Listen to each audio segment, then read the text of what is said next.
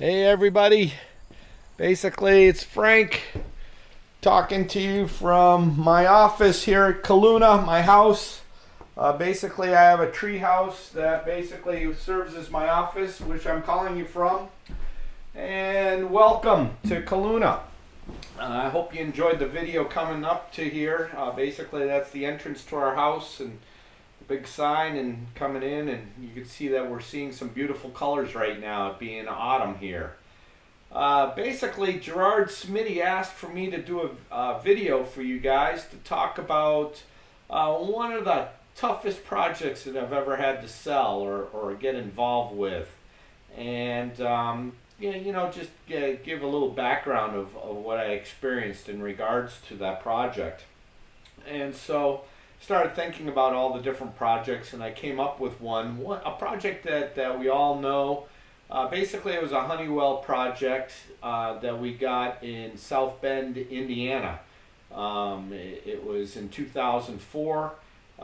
Basically, there were some circumstances that got us the job, and it required a lot of special efforts from a lot of different people to make this all happen. But before that, I want to let you guys know that I'm sorry I can't be out there in Colorado.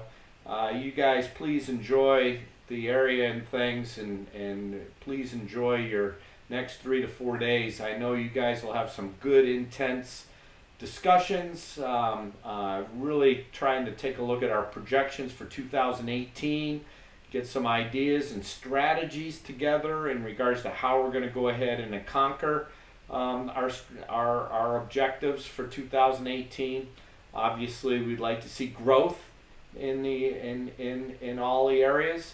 I know this is a big turning year for us, but I'm sorry that I can't be there. Mainly in July, I was diagnosed with prostate cancer. And basically I'm spending a lot of time with doctors and everything else to figure out what's the best way to go ahead and take care of this situation. Basically it was just recently diagnosed as being a very aggressive cancer, and that they're going to have to do quite a lot of treatment for me. And so I've got meetings, and on the 9th, it just so happens on the 9th, I've got a very important doctor's appointment to discuss about options and everything else. And I tell you, these doctors love prodding and probing into you to figure out what's going on and things. So I think I've had enough of that. But that's the way it goes, I guess. I'm doing well. Things are going really well. I'm been exercising a lot and been doing very well for myself. I'm definitely in the best shape I've been in about 10 years. Feeling really good and things. It's just kind of a pain having to deal with this cancer issue on the side, but I'm sure I'm going to be able to take care of it. So basically, back to what Gerard asked me to do is to tell you a little bit about one of the hardest jobs that we ever got, and back to this Honeywell project. Basically, we were invited on this bid. We were working a lot with this consultant called MacTech. They've got an office in Detroit, and we've done a project for them at this Honeywell facility a few years before 2004, and it went very well. We did a really good job for them. They were very pleased with the outcomes. It was a very simplified project. And this project was quite a complex project. They had a treatment trailer. They had an old trailer that they had that they wanted to use for the environmental treatment system. And basically it was a box trailer. It wasn't much of a trailer really, maybe $4,000 or $5,000. They wanted us to take that trailer back and modify it. But the bid meeting, we had to go down to this bid meeting, and it had to be a formalized bid. And we went to the bid meeting, and I'm sitting around the table and I'm seeing 5 of our competitors there. At the time, they're all local competitors. We all know each other really well. I mean, I've got some good long history with some of those guys. Some of you probably can identify or know already who I'm talking about. But we're sitting around the table just chewing the shit, the normal discussions about the project and stuff. And MacTech opens it up, and you know, they were, in the invitation, they really were excited about us being involved and really felt that we were the best qualified to actually do the project. So we go around, we go through the bid, and we talk about the trailer that they want to do, and we had to put a wall up inside the room, inside the trailer. One side of the wall was going to contain a non-classified area for electrical codes, so we could put all our control panels in there. We're going to put an air compressor in there. And the other side of the room was going to be has one Div 2 electrical code area where we're going to put some XP pumps. They're going to be taking in contaminated air and processing it and things. And then it was going out, I think they were using vapor phase carbon basically as the ultimate treatment technique. So his trailer was rather small, and I recognized that right to begin with. Everybody's asking lots of general questions, everybody's feeling each other out. And leaving that bid, I kind of knew that the project was going to go for roughly $200,000. I may be off on the numbers, but it's irrelevant at this point. But let's just say it was $200,000. And I went ahead and spent a lot of time figuring out, okay, I know that the job's going to go for $200,000, but we're going to do it for $198,000. You know, a little bit under the $200,000, so, you know, we hope to do it. We figured it all out. We figured out exactly how we're going to do it, and went ahead and filled out all the numbers accordingly. It was one of those formalized bids that will only allow you to submit numbers in a particular way, that you're not allowed to submit anything other than the numbers, that you could be disqualified by doing anything, any asterisks or making any changes to the bid form. And so I went ahead and filled out all the numbers accordingly. Our bid was $198, but I put a gigantic asterisk there, and I indicated that I wanted to submit a second bid on the project. And at the time, we had our general manager, Jerry Scarr, with us, and Jerry Scarr and I got into a long discussion about the bid and how we were going to approach this project. And we talked long and hard, and basically we came to the conclusion that I needed to write up a whole nother detailed proposal, that we need to spend some engineering time. I think Gerard helped us draft up some of the drawings of how we would build the trailer. We went ahead and put in a big manifold in the back, and we figured out this whole nother treatment scheme. It was going to require a trailer about 2 times the size of what they were asking for. Mainly, I pointed out to them that, hey, we could put this air compressor. They required a Kaiser air compressor, and they wanted to put it in this tiny little room. And I was trying to figure out, how do we get that Kaiser air compressor into that room? Never mind putting the control panels and everything else. And I'm sure there's going to be some electrical codes and ordinances that we were not going to be within. Typically, you need 3-foot space in front of the control panel, no obstructions in front of it. And I know if we put the control panel and the air compressor inside that room, there was no way we were going to get the room to be able to do this. Never mind, now that air compressor needs to be serviced, you need to change out air filters, and you need to change the oil, and you need to service grease points and everything else. And the way that air compressor was going to be put in that room, it was going to be a very difficult task just to change the oil. In fact, we had it figured out that you were going to have to remove the air compressor from the room to be able to service it.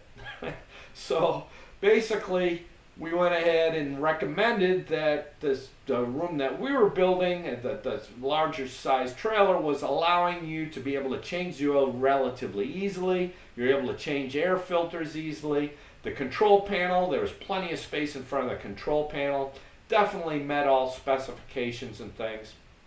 But that trailer bid, when I looked at the whole project, came out to about $460,000. So well than double than the going price. And so I just assumed, hey, there's no way we're going to get this project and things. Maybe the 198 would get us through, but I wasn't sure. I wasn't willing to discount much more than that because I recognized that there was going to be a lot of challenges in doing it. The SVE room, it was a beautiful manifold that we put together in there. Much more spacious, much more easier to get around. The walls were well insulated and things. The trailer that they had spec'd out didn't have any insulation. So we pointed out some of these problems that they've got. I wrote out, must have been about a 10-page proposal. It's probably not that much, but it was a very detailed proposal identifying all the reasons why Honeywell should go with this other proposal with the much more detailed things, and this is why they should spend $460,000 to have ProAct build them the ultimate treatment system. So we put the whole bid together. We did our Indian dance. Don't mean any offense to anybody, but what we used to do is everybody in the office, Lori Knutson, Jerry Scar, myself, and a few others, we would all touch the bid and we would all start going, we're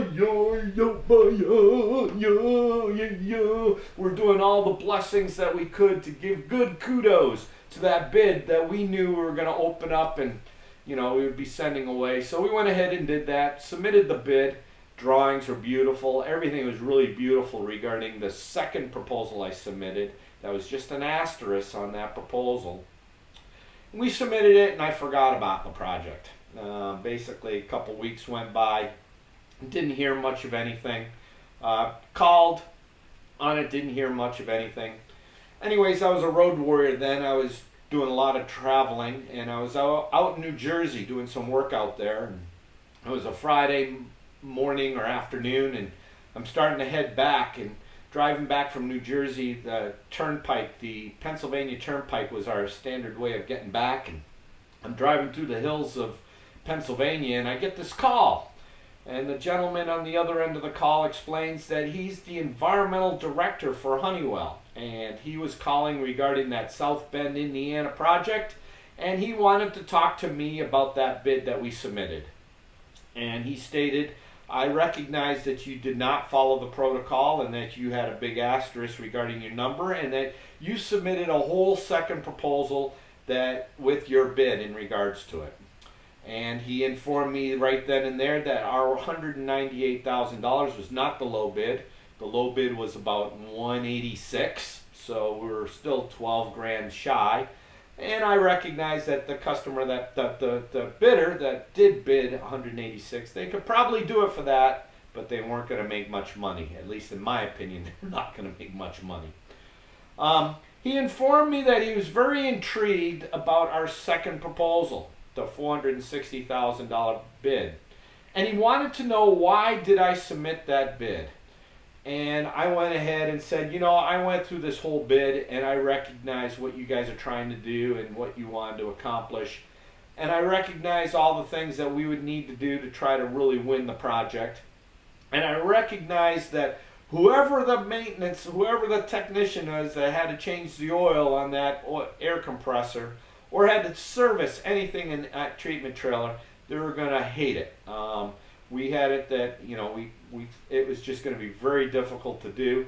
And it was in our opinion that we would be much better off going with a much bigger trailer and really designing it out a whole different way. And we basically put a lot of our engineering kudos into it. And I made a big point of highlighting a lot of those added features that we're adding to our bid and why he had. I said, I figured, what the heck, I might as well go on it. And I tell you, at $460,000, I knew we were going to make some really good money on it. It was well marked up, it was very well protected, and it was really one that it was kind of pie in the sky. We didn't really think it would go anywhere.